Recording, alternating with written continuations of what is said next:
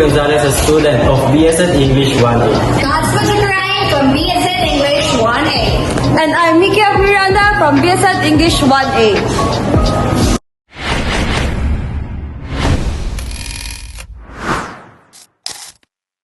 Children nowadays grow up in a world filled with noise, pressure, screens instead of laughter, play, and real connection. Many are losing the warmth of childhood to the cold glow of technology, carrying burdens too heavy for their young hearts. Their smiles often hide loneliness, and their dreams are drowned out by expectation. What was once a time of wonder is now shadowed by comparison and isolation, growing up too fast, yet feeling more lost than Good ever. day, everyone. Today we are in Module 4 for Factors Affecting Child Development, Proof Ed 1, Child and Adolescent Development and Learning Theories. And today we are going to understand the key factors in childhood development for future educators. And now let us proceed with the introduction of our topic. Our introduction is to understand different factors that shape a child's development and to know how it is essential for future teachers. This section offers a brief summary of major developmental areas and the factors that influence them, supported by research to help create learner-centered classrooms. So now let us proceed with the learning objectives of this topic. First is to identify the key factors that influence child development, including prenatal and cognitive aspect. Number 2, describe how the major theories, particularly those of Piaget and Vygotsky, and their implications for learning. Number 3 is to analyze how these factors or how these developmental factors impact the behavior and learning and overall growth of children in the classroom setting. And last objective of our topic is to apply knowledge of developmental influences to create supportive learner-centered and developmentally appropriate teaching strategies. So now let us proceed with the prenatal factors. Prenatal factors refer to the environmental and biological influence that affect a child's growth and development during pregnancy. Mother's health plays a vital role in this stage, as her nutrition, medical condition, and lifestyle directly impact the developing fetus. Proper maternal nutrition supports brain and organ development, while exposure to harmful substances such as alcohol, tobacco, or certain medications can lead to birth defects and developmental delays. Understanding these prenatal influences can give us a proper knowledge in order for us to determine that these certain medications can lead to birth defects and developmental delays. Understanding these prenatal influences helps us future educators recognize potential challenges that children may face and provide the right support to promote their learning and overall well-being. So now let us move on with the example. So example, a pregnant mother who maintains a healthy diet and regular prenatal checkups helps ensure her baby's proper brain and physical development. However, if the mother smokes or drinks alcohol during pregnancy, the child may be born with low birth weight or developmental delays. Teachers who understand these prenatal influences can offer extra attention and support to students who show learning or behavioral difficulties possibly linked to such early developmental factors. So for us future educators, it will help us determine to give a proper support with our students in the future. So having this proper knowledge of the prenatal factors could help us determine the possible behavioral aspects of our students. Additional knowledge, if a mother consumes alcohol during pregnancy, the baby may develop a fetal alcohol spectrum disorder or FASD, which can lead to learning disabilities, poor memory, and difficulty paying attention. This condition happens because alcohol interferes with the baby's brain development while in the womb of his or her mother. For instance, according to Lange et al. 2018, exposure to harmful substances like alcohol and tobacco during pregnancy increases the risk of birth defects and developmental problems in children. So another example is when a mother who eats nutritious foods that is rich in vitamins, minerals, and protein during pregnancy supports her baby's healthy brain and organ development. Proper prenatal nutrition helps prevent low birth weight, premature birth, and cognitive delays. For example, Godfrey et al. 2017 emphasized that adequate maternal nutrition is essential for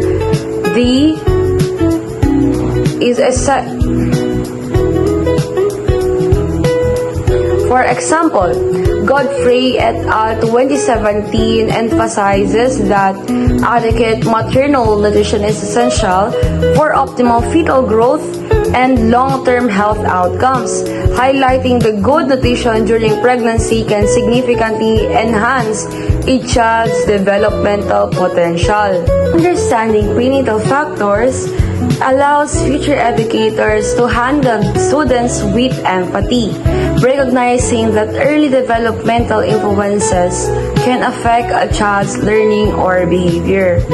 Educators plays an important role in supporting these learners by connecting them to available resources such as early learning, individualized education programs to address their specific needs and promote their overall growth. Knowing how prenatal factors influence child development helps us future educators become more sensitive and responsive to their students' needs. Some children may face challenges.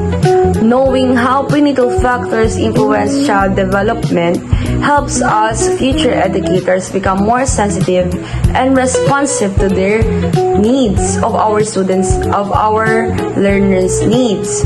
Some children may face challenges in learning or behavior due to prenatal conditions, such as poor maternal health or exposure to harmful substances before birth. Teachers who are aware of this influence can adjust their teaching strategies, provide emotional support, and collaborate with parents or specialists to create appropriate learning plans. This approach ensures that every learner receives equal opportunities to succeed, regardless of early developmental challenges. Cognitive development refers to how a child's ability to think, reason, and solve problems grows over time.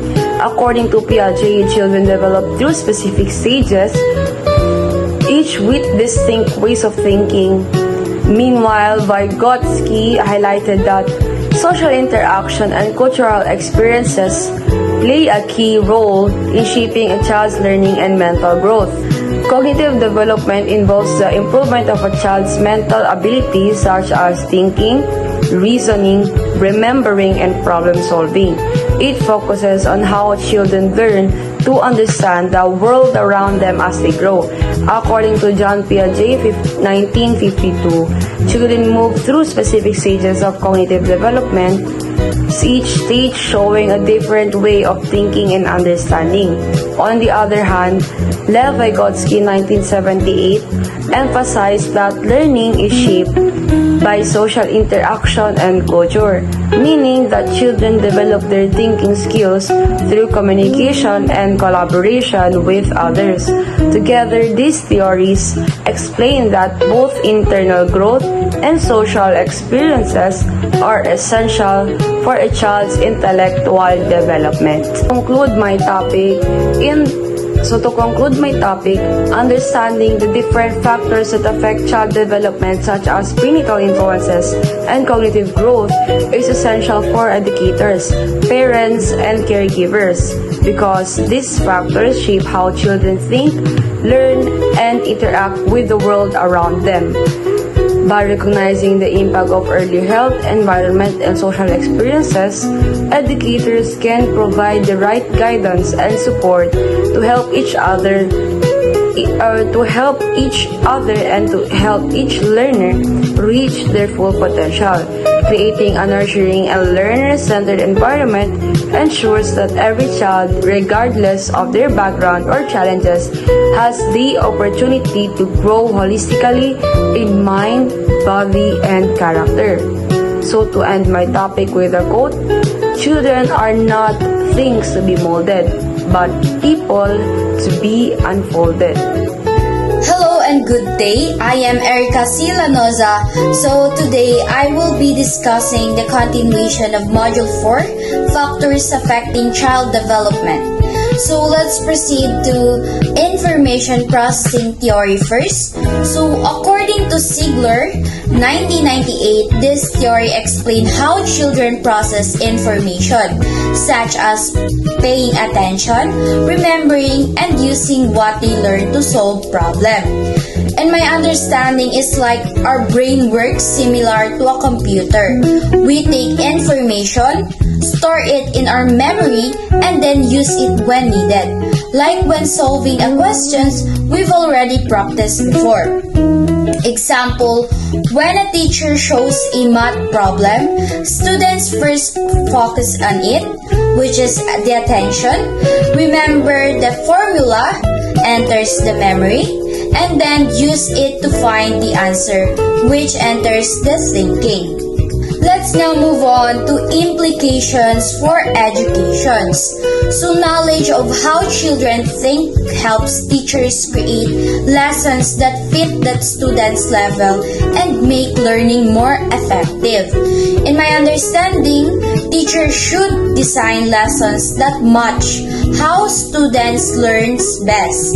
Example, for younger students, using visual aids, songs or games helps them understand better than just lectures. So now let's move on to application. Guidance for PSTs or pre-service teachers. Teachers in training can use this knowledge to adjust lessons based on students' thinking levels and give extra support when needed. In my understanding, teachers should make learning easier or more challenging depending on how students perform. So example, if a child struggles with reading, the teacher can use shorter stories or read aloud with them to help build their skill. Another one is guidance for learners. Teachers can create lessons that encourage active participation, exploration, and problem solving to help develop thinking skills. In my understanding, students learn better when they explore ideas and think critically instead of just memorizing. So example, during a science lessons, students can do experiments instead of just listening. This makes them understand the concept deeply.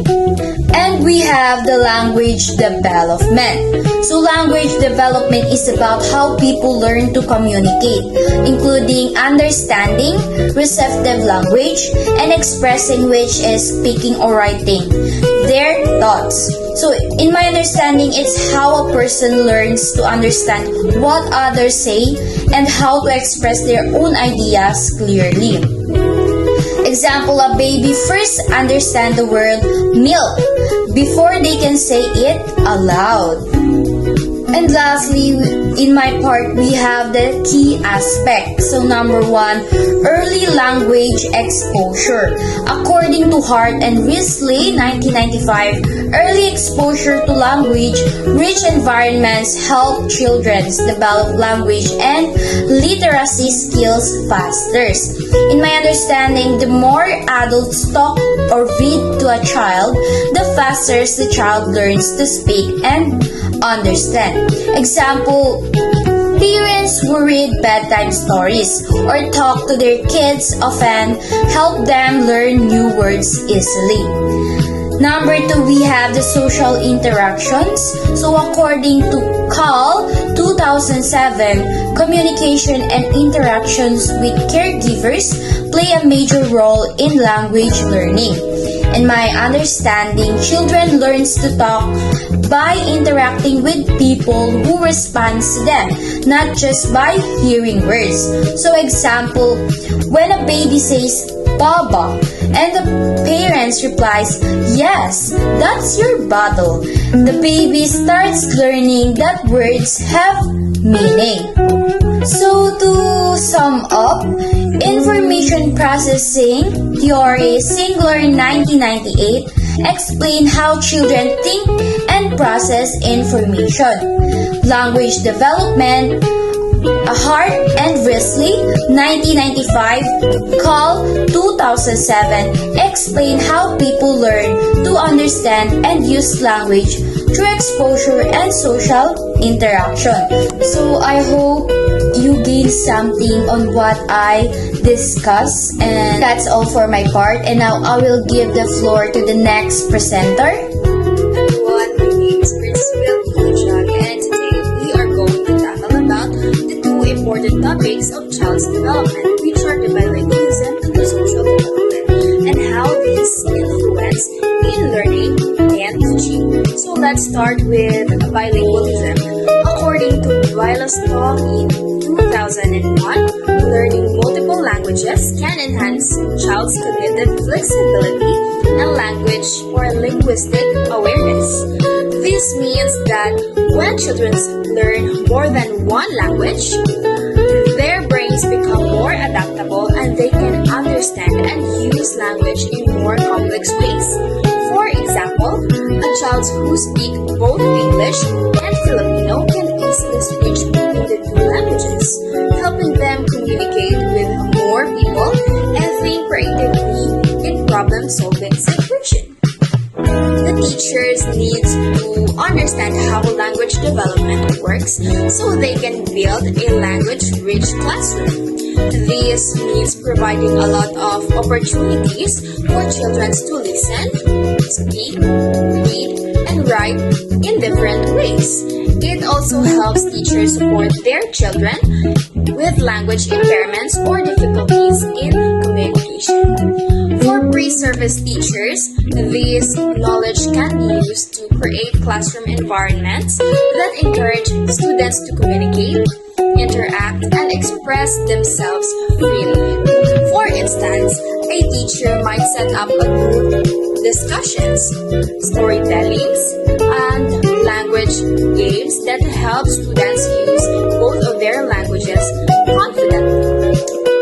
Educators can also support students who have speech or language difficulties by using assistive technology, individualized instruction, or working together with speech-language pathologists. For example, a teacher might use picture cards or video recordings to help a child with speech delay communicate better. So now let us move on to social development. So social development is about how people grow in their ability to build relationships, develop their social skills, and understand social norms and values. In simpler terms, it's about learning how to get along with others and act appropriately in different social situations. In education, social development is very important because it helps students work well in groups, show empathy, and build positive relationships with classmates and teachers. Teachers can also promote social development by organizing group activities, classroom discussions, community projects that teach teamwork, respect, and cooperation. In summary, bilingualism and social development both play a big role in shaping how students learn and interact. By creating language-rich and social engaging environments, teacher can help students grow, not just academically, but also as confident, communicative, and socially responsible individuals. Thank you for listening.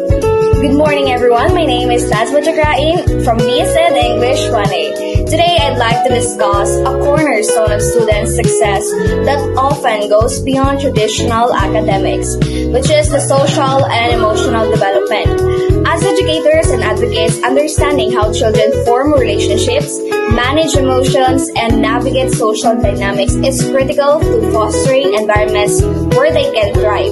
This presentation will explore the 5 key concepts, which are: first, attachment theory and its impact on classroom behavior; second, the role of peer relationships in shaping social identity; third, the transformative power of social emotional learning, or the SEL; fourth, practical implications for educators; and fifth, the lifelong effects of emotional development, including trauma-informed practices. By the end, you'll see how these principles intersect to create classrooms that nurture not just academic growth, but resilience, empathy, and lifelong well-being. Now, let's begin. Now, the first topic is the attachment theory. Developed by John Bowlby, focuses on the early relationships between a child and their primary caregivers. These relationships significantly shape a child's social competence and emotional well-being. Secure attachments lead to trust, confidence, and better social interaction, while insecure attachments can result in anxiety, avoidance, or ambivalence in relationships. Now, let me give you an example. For instance, children with secure attachments often display confidence in exploring new activities and interacting with peers. Now, those with insecure attachments may exhibit clinginess, anxiety, or withdrawal. So, a teacher can foster a secure classroom environment by being consistent, responsive, and emotionally available to students. For an example, promptly addressing a child's distress or providing a safe space for them to express their feelings can help build trust. Now, let's proceed to the second topic, which is the peer relationships. Peer relationships refers to the interactions and connections children form with their peers. These relationships are crucial for developing social skills, identity formation, and social adjustment. Now, positive peer interactions foster cooperation, empathy, and a sense of belonging, while negative interaction can lead to bullying, exclusion, and social isolation. So, an example for this is observing how students interact during group projects can reveal the dynamics of their peer relationships. Some students may take on leadership roles, while others might struggle to participate. So, educators can implement strategies to promote positive peer relationships, such as cooperative learning activities where students must work together to achieve a common goal. So, for instance, a science project that requires teamwork can help students develop communication and problem-solving skills. Now, let's move on to the third topic, which is the social emotional learning, or the SEL. It encompasses programs and strategies designed to promote social competence, emotional regulations, and positive relationships. SEL focuses on developing skills such as self-awareness, self-management, social awareness, relationship skills, and responsible decision-making. For an instance, SEL programs can be integrated into the curriculum to help students understand and manage their emotions, show empathy, and resolve conflicts peacefully. So a teacher might start the day with a check-in activity where students share how they're feeling. This helps them become more aware of their emotions and practice expressing them appropriately. Additionally, conflict resolution exercises can teach students how to resolve disagreements respectfully. Now, let's proceed to the fourth topic, which is the implications for educators. Knowledge of social development principles enables educators to foster positive peer relationships, promote social emotional learning, and create inclusive classroom environments. Understanding how early attachments, peer interactions, and emotional development development impacts students is crucial for effective teaching. So an example for this is by recognizing that a student's behavior may be influenced by their attachment style or peer relationships, teachers can tailor their approach to meet individual needs. Example, as students who struggle with anxiety may benefit from additional support and reassurance, while a student who has difficulty with peer interactions may need guidance on developing social skills. Lastly is the emotional development. Emotional development refers to the growth of emotional understanding, expression, and regulation in children. It includes learning to recognize and label emotions, understanding the causes and consequences of emotion, and developing strategies for managing and expressing emotions effectively. Emotional development has three key aspects, which are: first, emotional regulation. The ability to manage and regulate emotion is crucial for mental health and social functioning. Second is the temperament. Temperament influences emotional reactivity and regulation. Lastly is the adverse childhood experiences, or the ACEs. Exposure to trauma can have lasting effects on emotional development and mental health. For instance, students who can regulate their emotions are better able to focus on learning and handle challenging situations. Temperament can affect how a student reacts to stress or new experiences, while ACEs can impact their ability to form relationships and trust others. Educators can create supportive classroom environments by implementing trauma-informed practices. This includes being aware of the potential impact of ACEs on students' behavior and providing a safe and predictable environment. Teachers can also teach emotional regulation skills through activities like deep breathing exercise or mindfulness practices.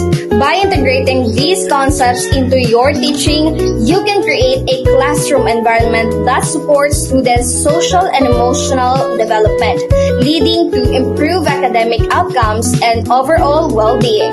In closing, social and emotional development is not an optional add-on to education. It's the foundation. When we prioritize secure attachments, positive peer interactions, and SEL strategies, we equip students with tools to manage stress, build healthy relationships, and engage fully in learning. Trauma-informed practices ensure that even those carrying invisible burdens feel seen and supported. As future educators, our role extends beyond teaching content. We're shaping the way students perceive themselves and interact with the world. By integrating these principles into our classrooms, we create spaces where every child, regardless of background or struggles, can grow into confident, compassionate individuals. Thank you for your time and dedication to this vital work. Let's continue learning from one another and championing approaches that honor the whole child. And lastly, let's move on to the segment where I'm going to explain the moral development and details how educators, including pre-service teachers, can apply this knowledge to foster ethical behavior and social responsibility in the classroom. But before that, let me first introduce myself. I'm Ediver Gonzalez, a student of Zamboanga Peninsula Polytechnic State University under the program of BSN English. Let's first define moral development. Moral development as the continuous process of growing moral reasoning, internalizing values, and expressing ethical behaviors. It is the journey of learning right from wrong and applying that knowledge to actions. So basically, moral development is an ongoing process of learning what's right and wrong, deciding what you believe, and acting ethically. The key theories and concepts. According to Calder's theory, this foundational theory proposes that individuals don't simply become moral, but rather progress through stages of moral reasoning. This progression moves from a focus on self-interest, or what we call the pre-conventional morality, towards the eventual understanding and the adoption of universal ethical principle, which is post-conventional morality. So that, according to the theory of Kohlberg, I explained that the moral growth is a journey from focusing on what benefits yourself to deciding what's right based on the universal principle of justice. Kohlberg highlights the two major theoretical viewpoints, and there are two concepts. First is the pre-conventional, the second one is the post-conventional. Let's talk first the first concept, the self-interest or the pre-conventional. It is the moral choices are based on personal consequences or the punishment or rewards. Example, a child decide not to cheat on a test solely because they fear getting detention. Second concept is the universal ethical principle or what we call the post-conventional. Moral choices are based on abstract ideas of justice and human rights, regardless of rules and consequences. Example, an individual protests an unjust law, believing it's their moral duty to uphold fairness for everyone, even if it means being arrested. Okay, let's proceed to the social cognitive theory. This perspective focuses on social learning, observing others, and the importance of the specific cognitive skills in moral action. So basically, the social cognitive theory, it is a state that we learn moral behavior by observing others, and that skill like empathy and perspective taking care are essential for making ethical choices. And there are three concepts of social cognitive theory. The first one is the empathy, second one is the perspective taking, and the last one is the pro-social behavior. And let's talk first about the empathy. The ability to understand and share the feelings of others. Example, a student sees a classmate drop their lunch tray and feel a pang of sadness for them. The second concept is the perspective taking. When we say perspective taking, it is the ability to see a situation from another person's point of view.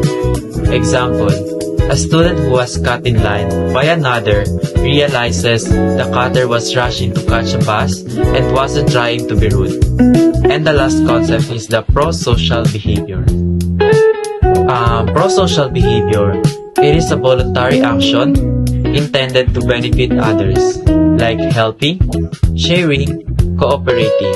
The best example here is a student stay after class to help a peer understand a difficult math problem. Even though the student has another plans, it is a specific ways where educators should use this knowledge. Guidance area, guidance for pre-service teacher, classroom environment, application or action. Create a culture that promotes ethical behavior, respect, and social responsibility. Example, a pre-service teacher established a classroom charter where students collectively define rules for respectful discussion and responsible use of shared resources.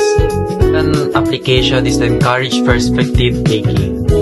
The application uses activities that require students to switch viewpoints, strengthening empathy. Role-playing a conflict. Example, the teacher has two students who had an argument, switch roles, and argue from the other person's position to understand their motivates and feelings. And the last one is the pro-social activities. Provide tangible opportunities for students to engage in helpful action. Organizing a school-wide food drive or having student tutor a younger graduate during study hall. These activities give student practice in social responsibility. So, in conclusion, the final points emphasizes that this understanding of moral development is essential for educators to ensure holistic growth, meaning development that addresses the child's entire well-being, cognitive, social, emotional, and moral, not just academics. That's where we leave it for today. I hope you gained a valuable insight into our topic. I'm grateful for your engagement and attention. Let's keep pushing and exploring boundaries. Thank you and have a great day. Go to proper properly conclude our topic, the development of a child is shaped by various factors that work together to influence their growth, learning, and behavior.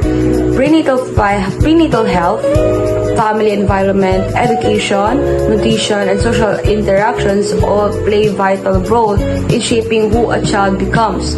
Understanding these factors help teachers, parents, and communities provide the right support to nurture every aspect of a child's development, physically, emotionally, social, and cognitive. When children are guided with care and provided with positive experiences, they are more likely to reach their fullest potential and grow into responsible, capable individuals.